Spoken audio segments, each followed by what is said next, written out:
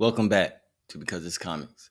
This week we're diving into 5 new releases, breaking down the art and the story while giving you genuine and thoughtful ratings. Let's get into some reviews. This is Rita. Like Joe, she has no immediate family. Rita agreed to participate in this experiment in exchange for dropping of certain criminal charges and a small fee. We did, however, have to come to an arrangement with her pimp, a gentleman who goes by the name Upgrade, which he spells thusly. With 2 Ds, as he says, for a double dose of this pimping. Our first book up for review is Invincible Universe Battle Beast #1, with writer Robert Kirkman and art by Ryan Ottley. Let me start off by saying that I haven't really covered the Invincible universe. I am familiar with Invincible as the animation medium, and that's mainly where most of my exposure and background comes with the familiarity of some of these characters. One thing that made this particular book stand out is that while I'm sure Battle Beast may be a well-known character within the Invincible universe, um, my first real introduction to him was this last season of Invincible. I know he's made other appearances. However, um, the one for this season was especially notable, and so that's what made me pick this book up. So since we're talking about comics here, and again, I don't give away any spoilers. I will say that for a first issue, um, Battle Beast story is primal, it's violent, and it has almost like a Conan esque feel to it, but it's not dumbed down for um, for new readers or people new to the character. I felt like I was able to, um, even with the limited exposure I've had to this particular character, I was able to pick up right away on what the character's motivation was and how he's dealing with it um, from, I guess, his POV.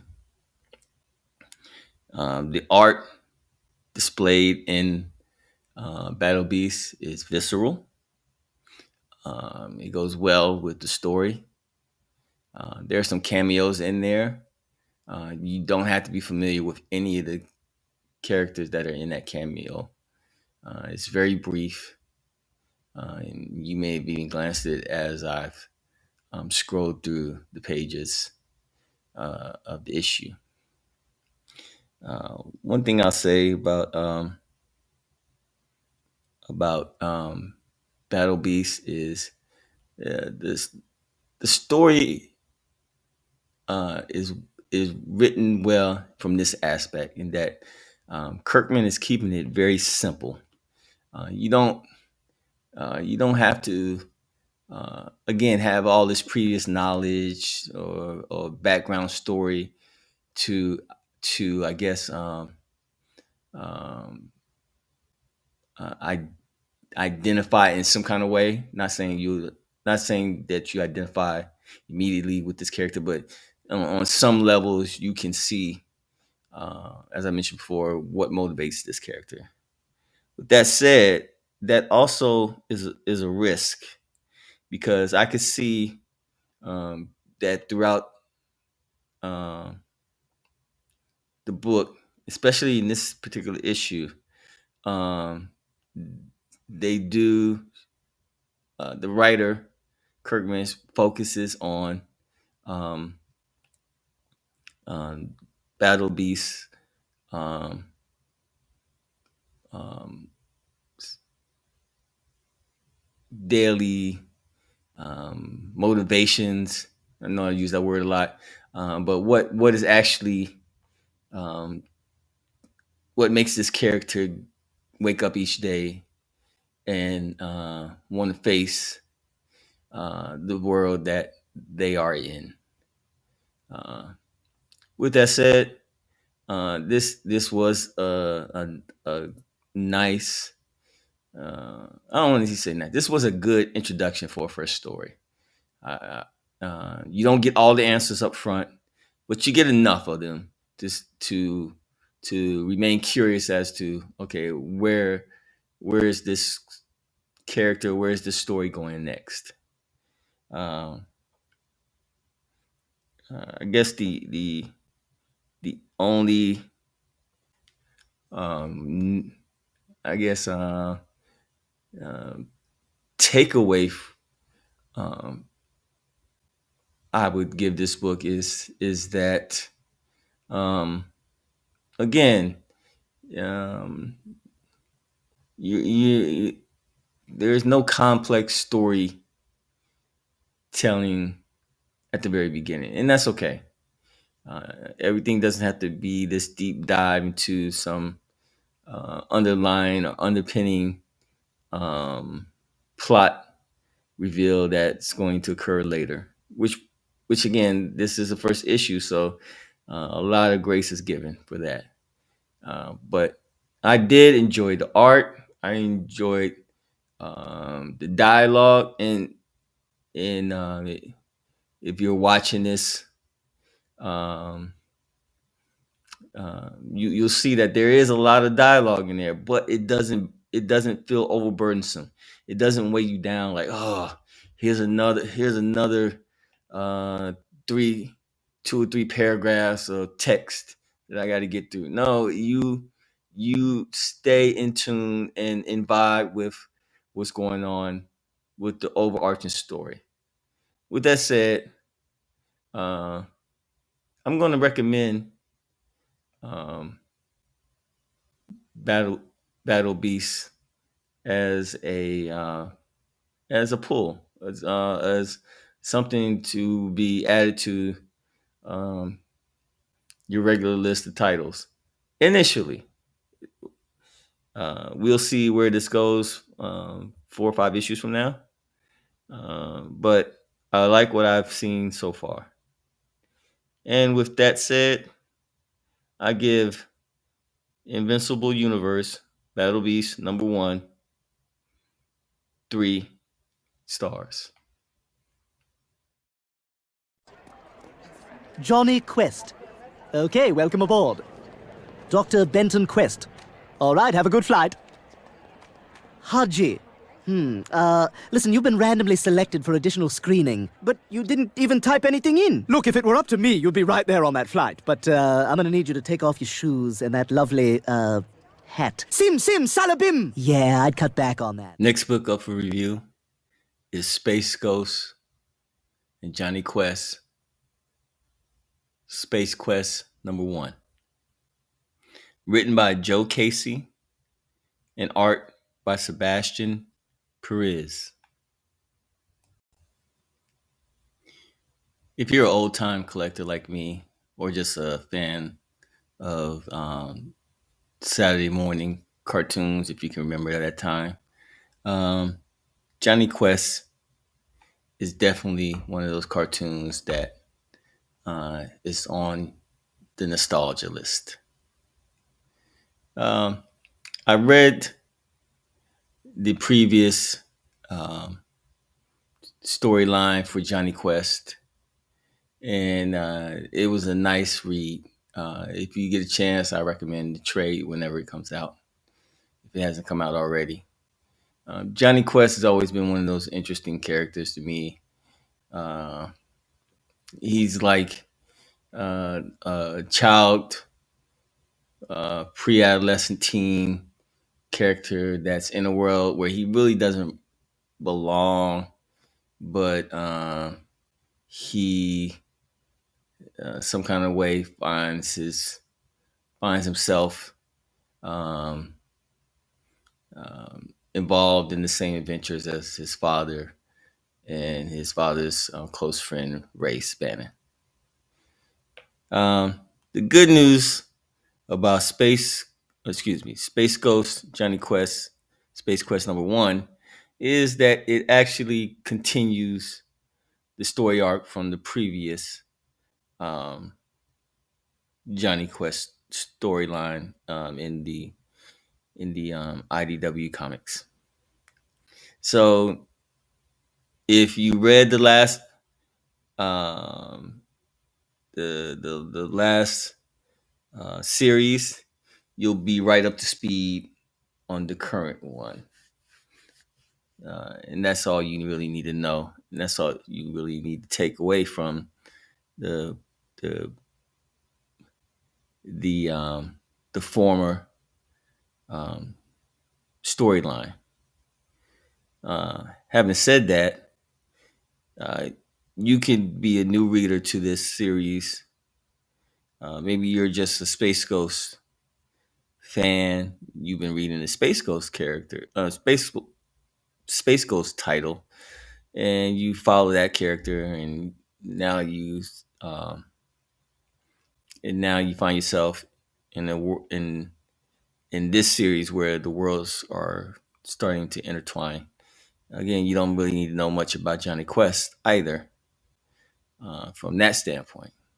So I say all that to say is that I like the fact that Casey is respecting the continuity of the books. And for fans like me, that means something.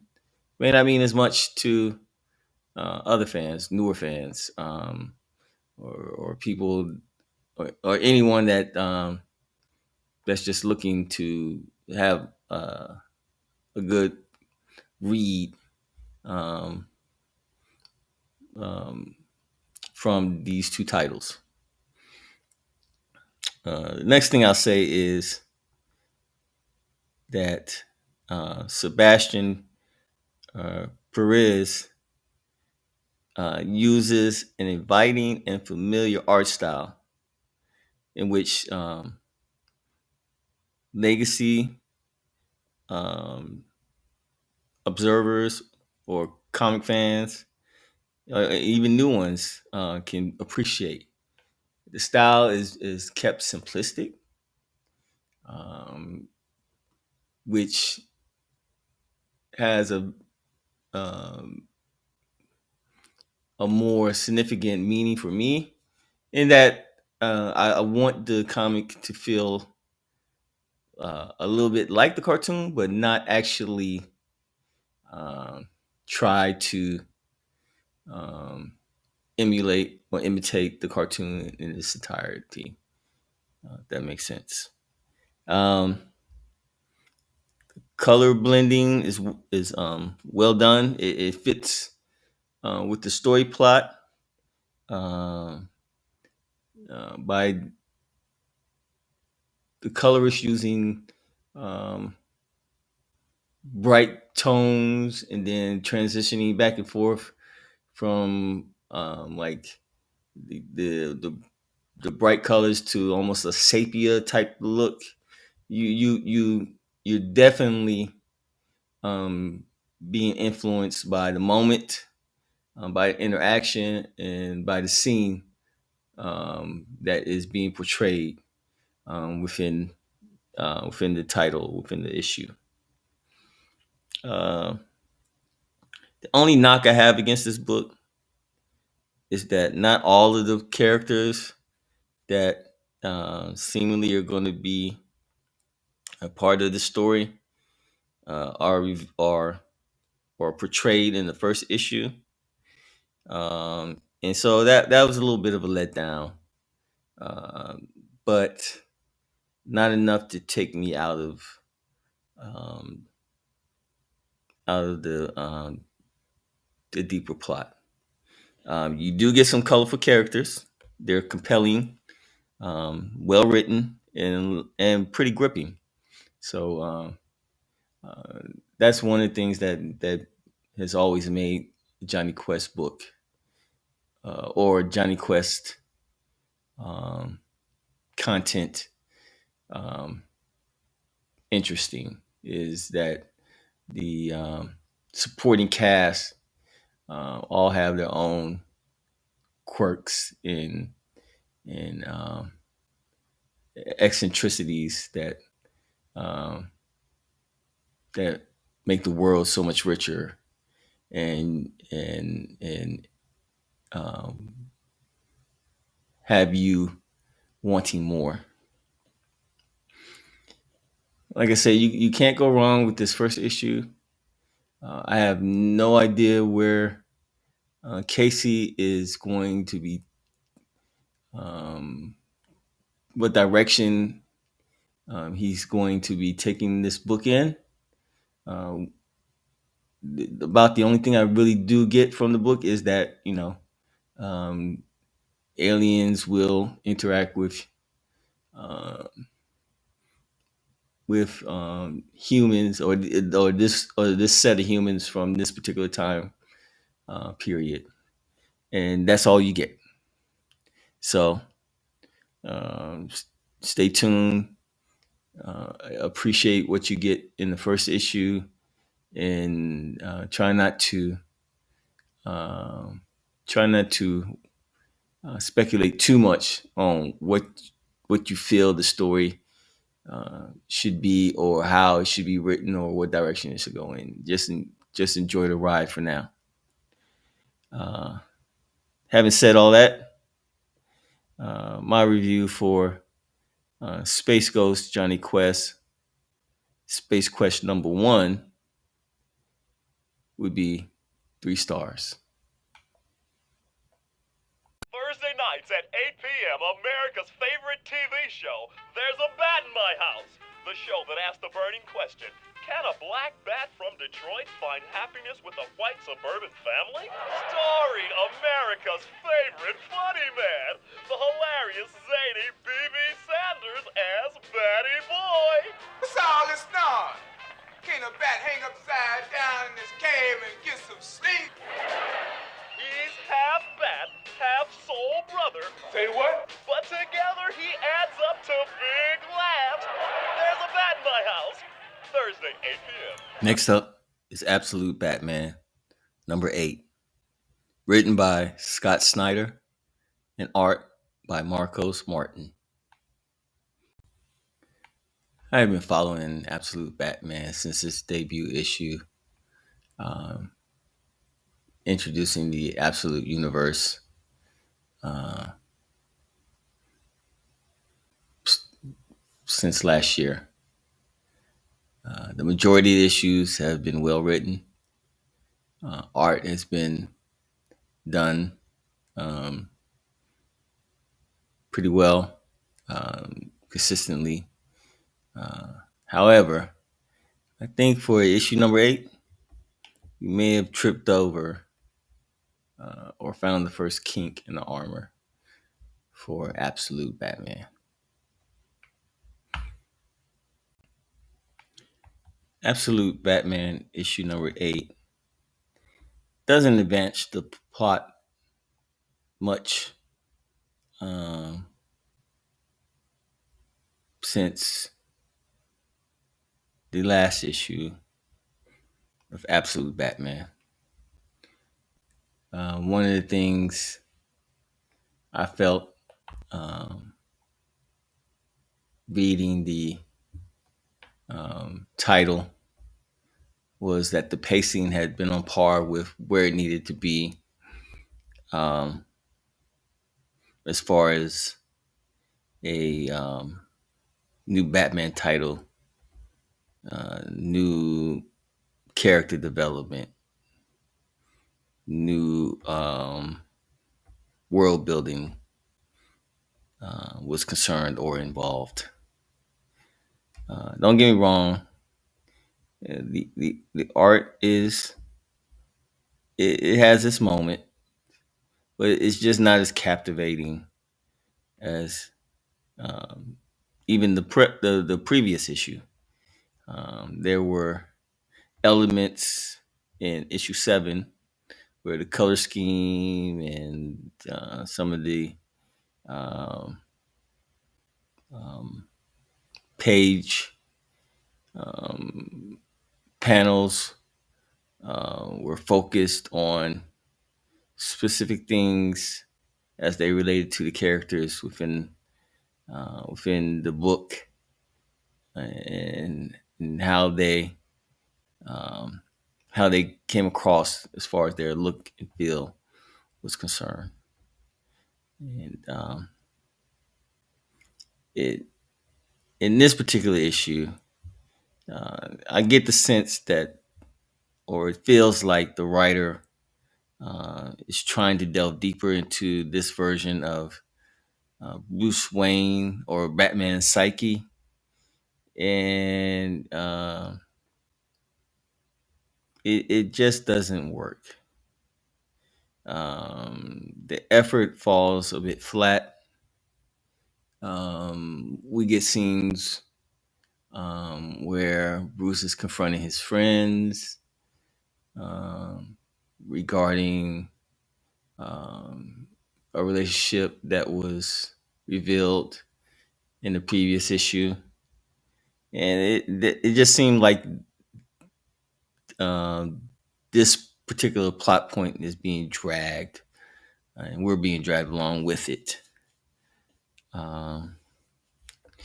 Again, this is a review channel. I do review the books.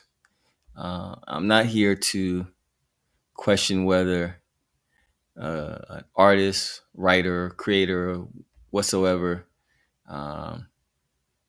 is putting forth their best effort when it comes to storytelling. Only in the most extreme cases will I go that far. But I will say that that the compass seems to be off, particularly in this issue, in dealing with one of Batman's well-known rogues, just in overall Batman lore. I don't see why I should be more intrigued, or what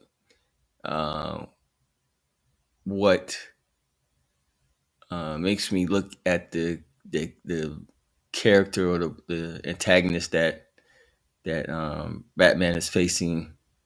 What makes him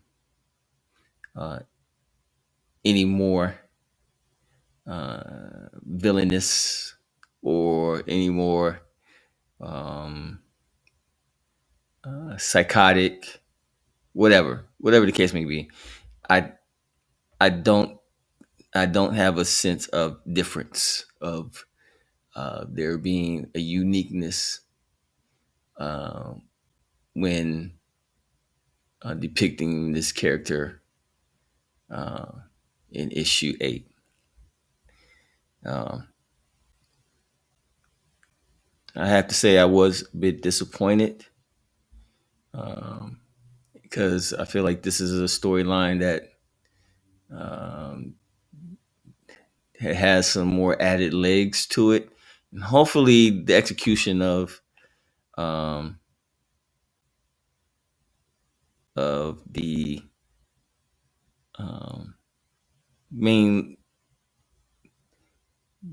mainline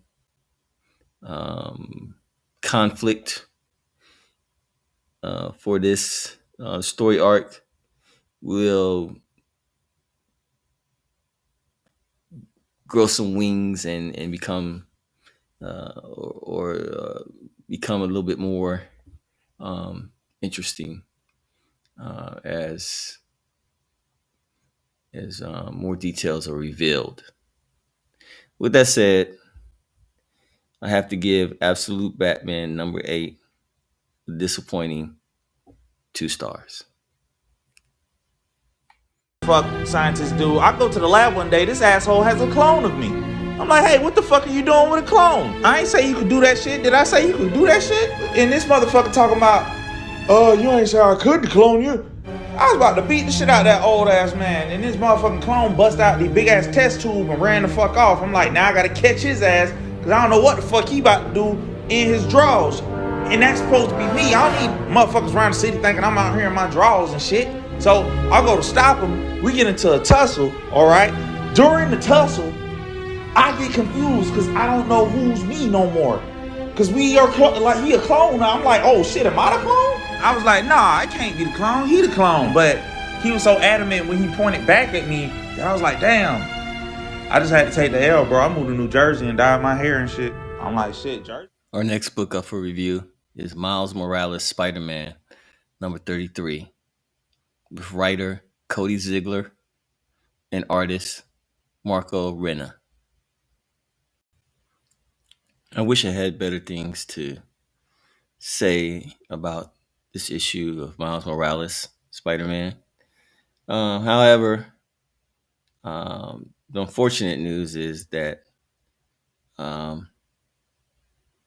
this story, while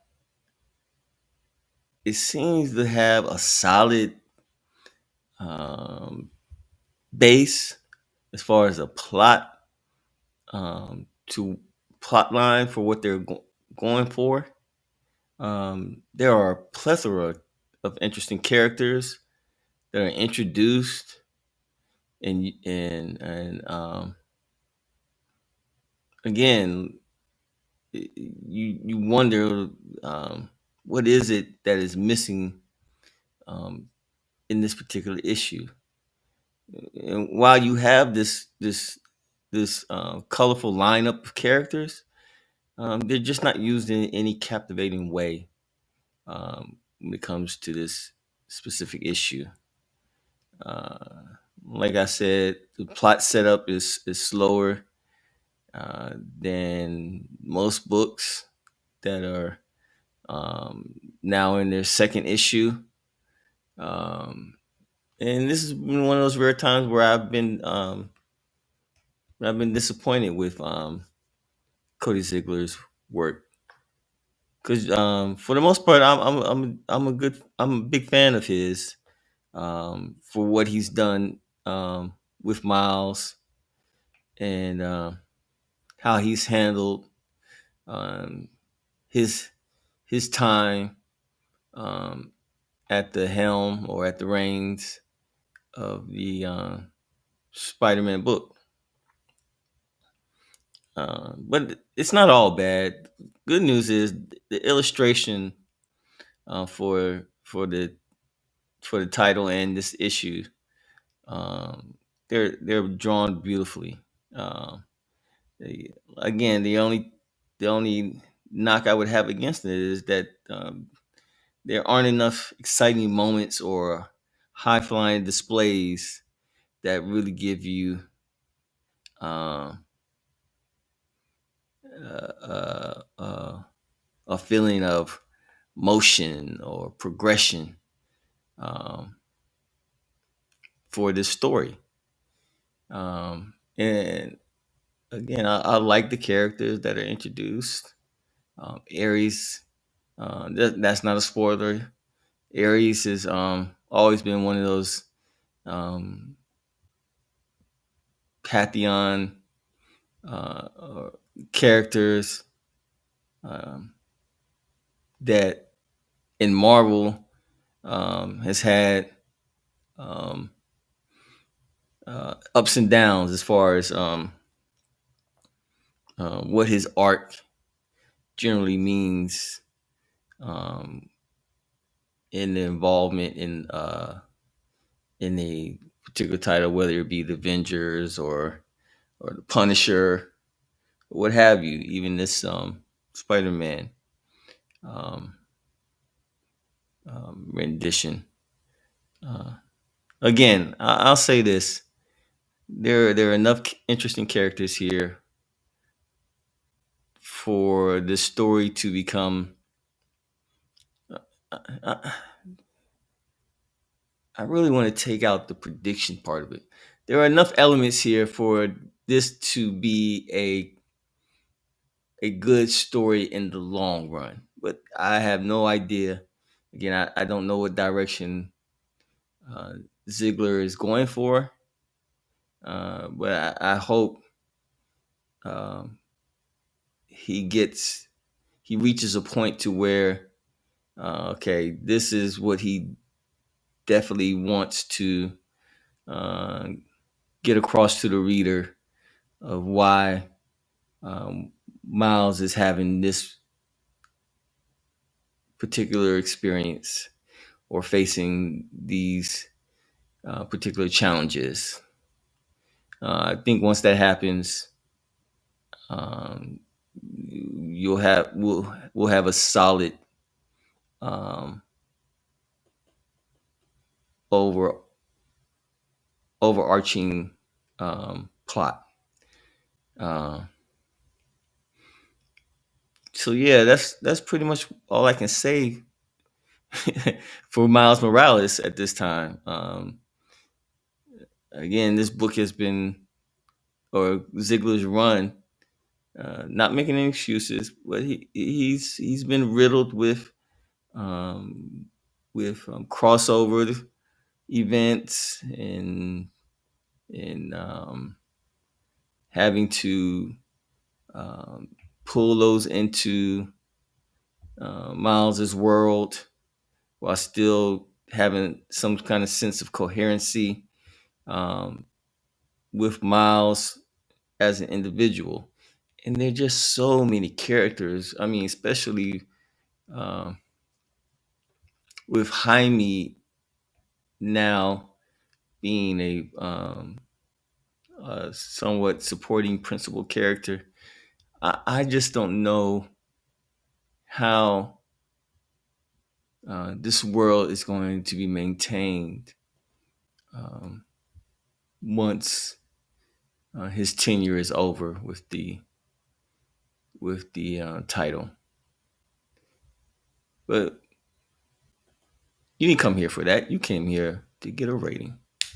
And so, all that aside, Miles Morales, Spider-Man number 33, I give it 1 star. The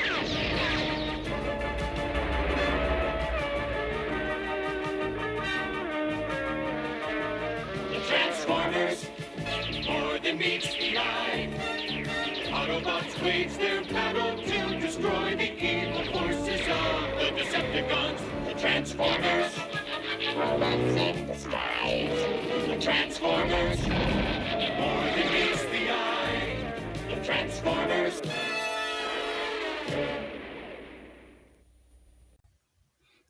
Our last issue is Transformers number 20, written by Daniel Warren Johnson and art by Jorge Corona. What can I say about this book? My nostalgia is at an all-time high. This issue of Transformers is just continuing to knock uh, all the things out the box that Legacy and I believe even new um, readers of the Transformer title uh, just checking off the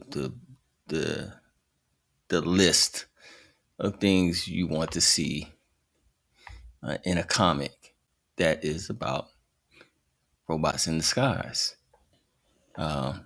So yeah, my fandom is going to be throughout this review. I wish I could hide it a bit more, but nah, that's not going to be the case this time. First of all, let's start with Megatron is back, and he is as diabolical as ever. And it is clear where Megatron stands in the hierarchy when it comes to leading the Decepticons. And this issue makes it well known why Megatron is that alpha robot amongst some of the most notorious um, robots in this universe. The art in the book is just resplendent. That's right, I said resplendent because that is the word I want to use. Just to, just the the pages are gorgeous. I almost feel like it's Daniel Warren Johnson drawing the book. Although I know he left, um, he turned over the um, the art, um, the artistic um, um, reins to Jorge, and Jorge has been killing it ever since that transition occurred. Um, Jorge Corona excels at conveying uh, emotional resonance when drawing um, these robotic personas. I mean, just imagine like um, if you come or you approach this book from having a history with knowing about the different transformers, what they mean, how they rank, what the social system is within the two factions.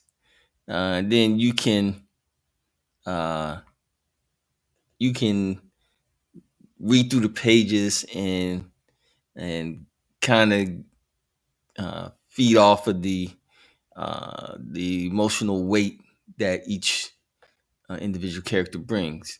But if you don't have that background, you can still have the same experience because Corona is showing not only uh, through the textures and the way that he encompasses a whole a page panel, uh, and you have to recognize that this is not an easy thing to do uh, when it comes to characters like these, or at least I recognize that because um, their their facial makeup is not exactly that of one that would be consistent with human facial gestures to convey um, thoughts, ideas, feelings. So you, so you know, so that you know, Jorge Corona killing it. He is killing it. Uh, you don't have to know this a character's background to know. Okay, this particular Autobot has a warm personality, and it's not just by dialogue that's written. You could say like this Autobot, tough exterior, rough, rough, rough on the outside, but um, heart soft as cotton. These elements are just coming across on the page, and the ability to translate that is noted and remarkable. All in all, why aren't you getting this book if you're not picking it up? You should be reading this book. Um, um, all the Energon universe um, extra stuff to the side. If that interests you, you're interested also in how this world meshes with the GI Joe aspect or the void rivals. uh, storytelling in that title.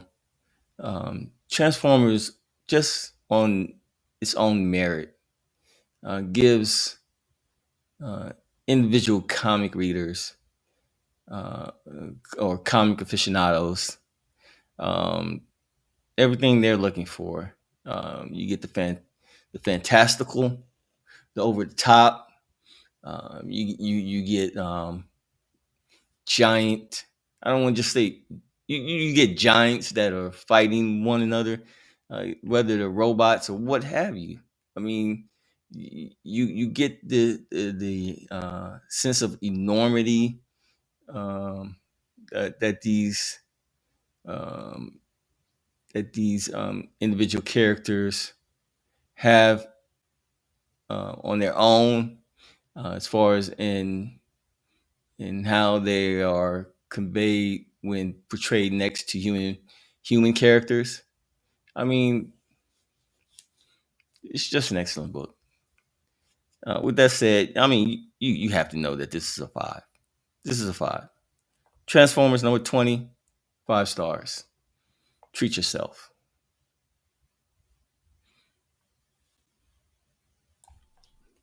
If you enjoyed the video, please hit that like button and subscribe for more content. Don't forget to ring that notification bell so you never miss an update. Let me know in the comments what you thought of the video and what you'd like to see me cover next. And always remember, if you find yourself asking, why they do that? It's because it's comics, man.